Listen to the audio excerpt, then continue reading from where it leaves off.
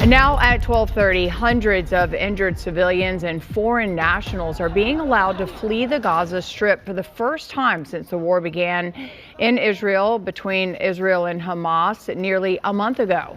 Officials say Americans are among those leaving Gaza through the Rafah border crossing. Meantime, deadly airstrikes continue with Israel striking a refugee camp in northern Gaza. KTLA 5's Corrine Winter live in the newsroom with the latest developments in the war. Corrine? And Glenn, there have been a lot of developments today. The State Department said that a deal between the U.S. and Qatar allowed Americans in Gaza, those choosing to leave, access to that border crossing. But officials say that it will take some time to get all of them out of the region.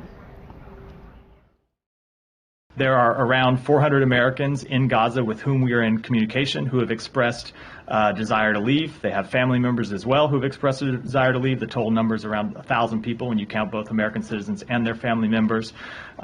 We are going to give them specific instructions over the next few days about where to go, when to go, how they can get out.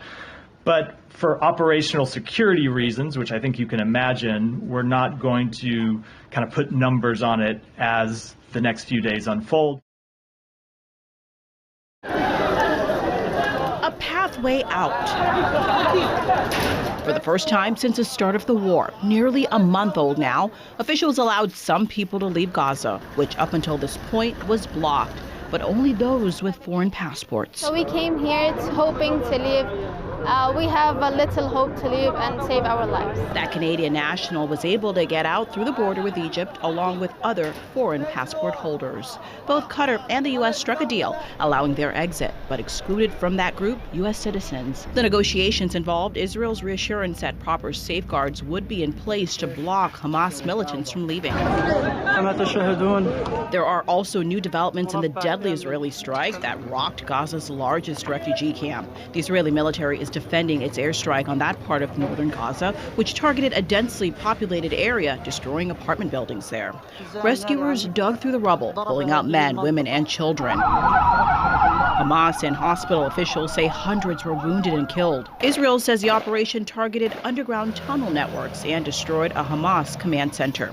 They also claim it killed Hamas leader Ibrahim Biari, who they call a key planner of the October 7th massacre in Israel that left 1,400 people dead.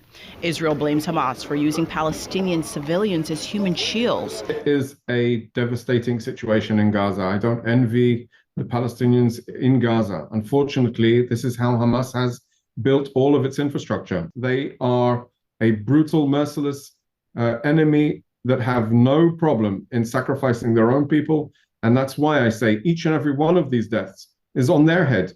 If they choose, it could end tomorrow.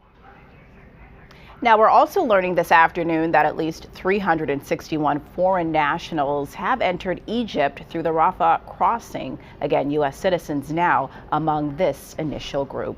That's the very latest in the newsroom. I'm Corrine Winter. We'll send it back to you in the studio.